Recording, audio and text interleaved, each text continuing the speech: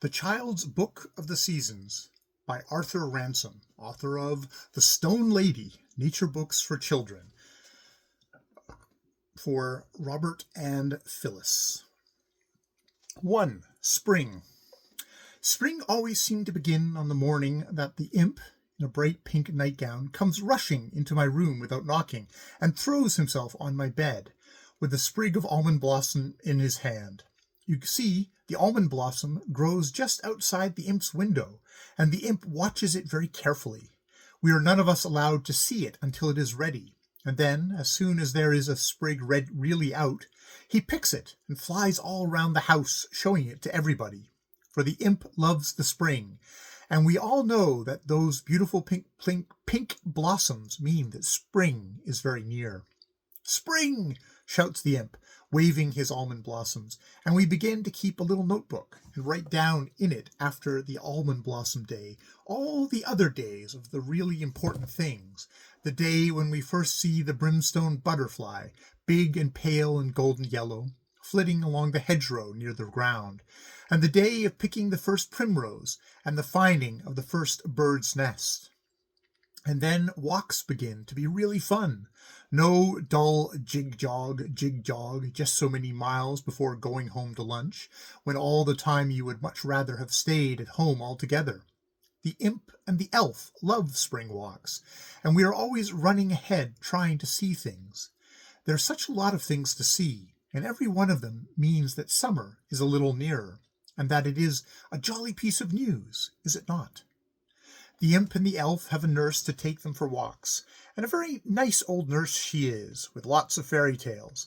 But somehow she is not much interested in flowers or birds or mice or even the spring, so that very soon after the day of the apple blossom, those two children start coming to my door soon after breakfast.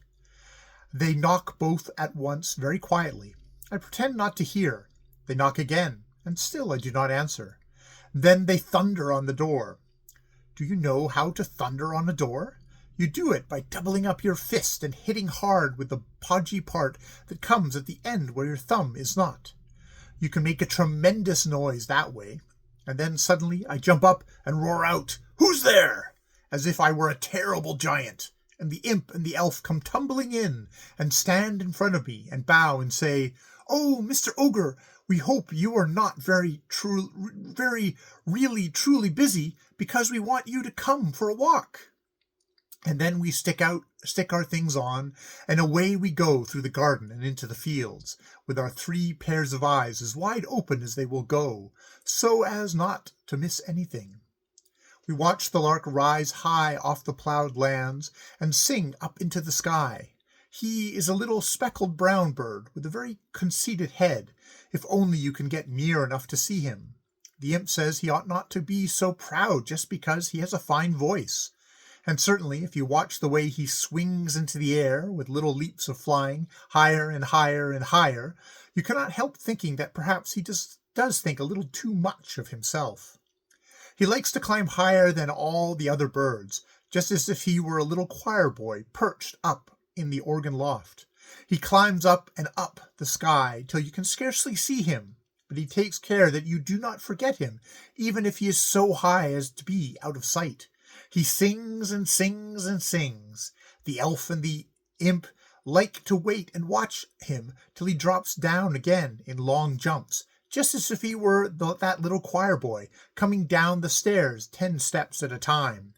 "Now he is coming," says the imp, as he sees the lark poise for an instant. "Now he is coming," the elf cries, as he drops a foot or two, but we always think he is coming before he really is.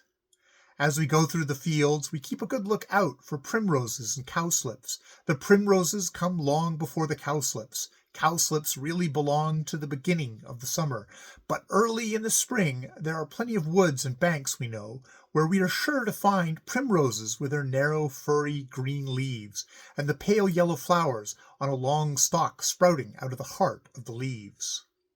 In the primrose wood, where we always go in the spring, we find lots and lots of primroses, and some of them are not yellow at all, but pale pink and purple colored.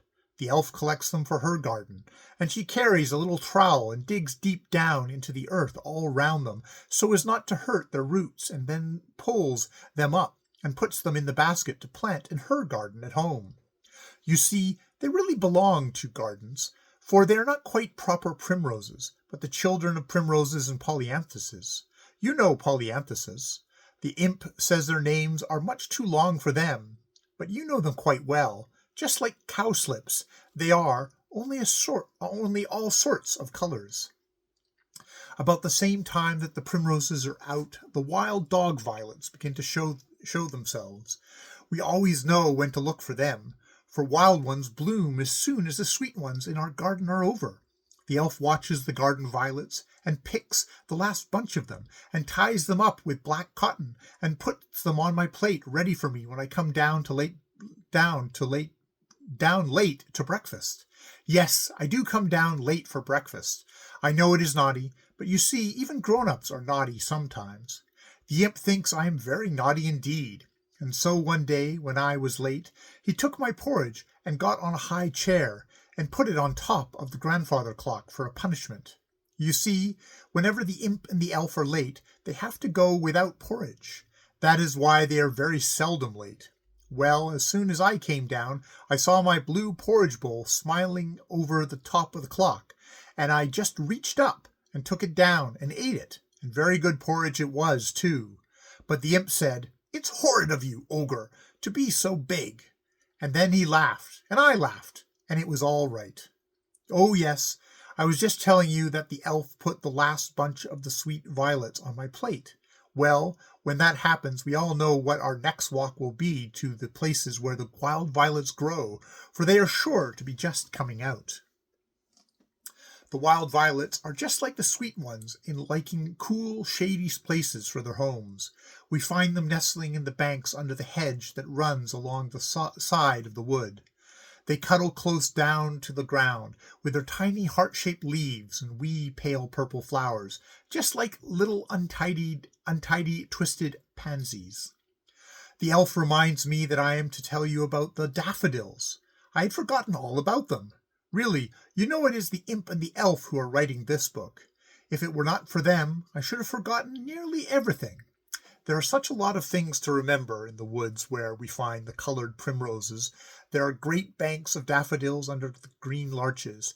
They are just like bright yellow trumpets growing out of pale yellow stars. The imp says they are the golden horns the fairies blow when they go riding through the woodland in the moonlight on their fairy coaches. I do not know if he is right, but anyhow they are very pretty. They have lots of long, flat leaves growing close round each flower, like sword blades sticking up out of the ground, and the buds look at first as if they were two leaves tightly rolled together, and then the green opens, and a pale spike comes out, and a thin covering bursts off the spike, and the spike opens into the five-pointed star, leaving the brilliant gold trumpet in the middle. Gardeners and the sort of person grown double daffodils that looks like two flowers inside of one side of the other, but the ordinary wild daffodil is far prettier. At least the imp and the elf think so, and I think so too. We go to the wood and lie down on the dried leaves from last year and watch the flowers and talk about them and the little mice who live in the undergrowth. Sometimes, if we are not too lazy, the elf makes us pick primroses and daffodils and violets to send to children we know in town, pale-faced children who think we must be dull in the country, with nothing to do and no pantomimes. Really, of course, there's such a lot to do in the country that we have always got the next thing planned before we have done what we are doing. And as for the pantomimes, this very wood is just like a theater, with mice and rabbits and birds for actors, and the most beautiful transformation scenes. Why, just now in spring, it is yellow with primroses and daffodils, with pale larches wearing their new green dresses. But soon all the trees will be green, and the whole wood will be carpeted in blue, deep, rich blue, the color of the wild blue bells, whose leaves we can see coming up all over the place. Spiky green leaves they are, and the children see them at once. "Bluebells are coming," sing the imp and the elf, and so they are, and with the bluebells comes summer. Besides the lark and the cuckoo, who are going to be talked about in a minute, beside the flowers, there are other things we watch for signs of summer, and those are the trees themselves. We watch the trees for flowers and for buds. From the high windows of the house we can see over the fields to the woods, and see them change color from the dead bareness of winter very early in the spring. And when we go to the woods in daffodil time, we all three of us watch the buds coming out on every branch farthest out on the lowest boughs, which, for imps and elves, are also easiest to see. Earlier than this, we look for catkins on the hazel trees. The elf calls the hazels the little children of the wood, because they grow low, and the other trees, the oaks and beeches and elms and chestnuts and birches, tower above them. In some parts of the country, catkins are called lambstails, because they hang down just like the flabby little tails of the spring lambs. What do you think they really are? The elf would not believe me when I told her they were hazel flowers. Trees don't have flowers, she said. I reminded her of hawthorns and wild roses, and she said, oh yes, but these things are greeny brown and not like flowers at all. But they are flowers. They are the flowers of the hazel tree, and they are almost the very first of the spring things that we see. If you look about when you are in the woods, you will find that lots of other trees have green flowers too, and many of them just the same shape as the lambstails. The imp and the elf are early on the lookout for another tree flower that is one of the spring signs, and that is the flower that people who know nothing about it call palm. Hundreds of men and women from the towns come out into the country to gather it, and a horrible mess they make of our country lanes and fields. The elf calls them the ginger beer bottle and paper bag people, and hates them with all her small heart. Really, that flower that those people come to gather belongs to the sallow, which is a kind of willow. You know it quite well, with its beautiful, straight, tall, bendable stems that look as if they were simply made for bows and arrows. In the springtime, the sallow flowers, in pretty little silvery tufts, soft and silky to touch, cling all along its twigs. The elf always picks the first bit that she can find that is really out and carries it home in triumph, and puts it in a jam pot full of water to remind her that winter is really over and gone. On the way to the woods, we have to pass through broad green fields full of gray sheep with long tangled wool all nibbling at the grass. And very early in the spring, a day comes when by the side of one of the old gray sheep there is something small and white, and the elf says nothing but slips her hand into mine so that I can feel it shaking with excitement. She touches the imp so that he sees the white thing too, and we all three go across the field as quietly as ever as we can, see the little new lamb as near as possible. But the little lambs and their gray mothers are very nervous, and long before we are really close to them, the gray sheep moves away, and the little white lamb jumps up and scampers after her. Before the spring is halfway through, nearly all the gray sheep have one or two little white woolly children trotting about with them, and we watch the lambs chasing each other and skipping over tussocks of grass like little wild mountain goats. The imp and the elf are always wondering what they think about in those queer little heads of theirs, with the big ears and the great round puzzled eyes. But of all the spring signs, the oldest and sweetest and dearest is the cry of the cuckoo that comes when spring is just going to change into summer. For hundreds of years, English children have listened for the cuckoo in the spring, and the very oldest English song that was ever written down is all about the cuckoo's cry. Summer is coming in, loudly sing cuckoo, groweth seed and bloweth mead, and springeth the wood now. Ewe bleateth after lamb, loweth after calf the cow, bullock starteth, buck now varieth, merry sings cuckoo, sing cuckoo, well sing thou cuckoo, cuckoo, nor cease thou ever now. The imp and the elf love that little song, and know it by heart. It was written by an old monk in the springtime, years and years and years ago, and some of the words he used are very difficult to understand now. Verith is an old word meaning going on the green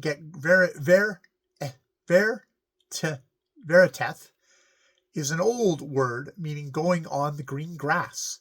Nearly all the other words I have made as much like our own as I can. It is much easier to hear the cuckoo than to see him. He is a biggish gray gentleman with stripes across his middle, and he is horribly hard to notice unless we get quite close to him. He is very shy, and that makes it harder still. But sometimes when you hear him cry, cuckoo, cuckoo, if you are very quick indeed, you can see him flying across a field from hedge to hedge. Mrs. Cuckoo is the laziest mother that ever was. The elf thinks her perfectly horrid. I wonder if you know why. She is so gay and fond of flying about that she finds she has no time to build a nest or bring up her little ones, as all good mothers do. So she just leaves her egg in somebody else's home and flies happily away, leaving someone else to hatch the egg and bring up the little cuckoo. She often chooses quite small birds, like the little greenfinches or even the sparrows, and when the young cuckoo comes tumbling out of his egg, instead of being kind and polite to the children to whom his nursery really belongs, he just wriggles his big naked body under them and tumbles them out of the nest. That is why, though we love to hear the cuckoo, we think him rather a lazy bird, and his wife a very second-rate kind of mother. When we come back from the walk on which we have heard the first cuckoo of the year, we really begin to long for the summer. All the spring signs have come. When we get back to my room, the imp and the elf sit on my table and swing their legs and say, "Brimstone, butterfly, palms, catkins, daffodils, violets, primroses, bluebells, and cuckoo. Summer is coming, don't you think, ogre?" And I say, "Yes." And they say, "Tell us what summer is like, do please." And I tell them, though they know already, and they sit on the table and wriggle at all the nicest parts of the telling, and we are all very happy indeed.